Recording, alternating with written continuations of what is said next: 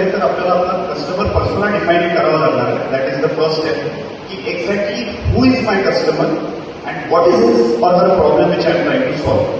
तो प्रॉब्लेमच्या बेसिसवर आपलं product slash solution slash service हे डेव्हलप केलं गेलं पाहिजे.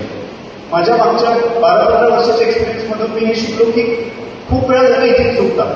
दे are trying to sell something which no one wants. Sir is at this level because he has identified the problem in the market. He is exactly offering something which is solving the problem. So first step is की कुठला माझा customer आहे, कारण segmentation जे आपण थोड्या वेळपूर्वी शिकलो, ती सेगमेंट खूप निश आहे, त्याला आयडेंटिफाय करणं गरजेचं आहे. मग ते आयडेंटिफाय झाल्यानंतर त्यांच्याशी इंटरॅक्ट करून, त्यांच्या नजरेतनं बघून, त्यांच्या लेन्समधनं बघून की बाबा त्यांच्या प्रॉब्लेमचं सोल्युशन काय असू शकते आणि अकॉर्डिंगली मग तो प्रॉडक्ट सोल्युशन तयार व्हायला पाहिजे. हा झाला अगदी बेसिक बट खूपच ग्रे एरिया आहे, तिथे खूप चुका होतात. त्याच्यानंतर मग त्याची मार्केटिंग स्ट्रॅटेजी करण्यासाठी मग सगळ्यात मेन आहे की अवेअरनेस क्रिएट करायला पाहिजे.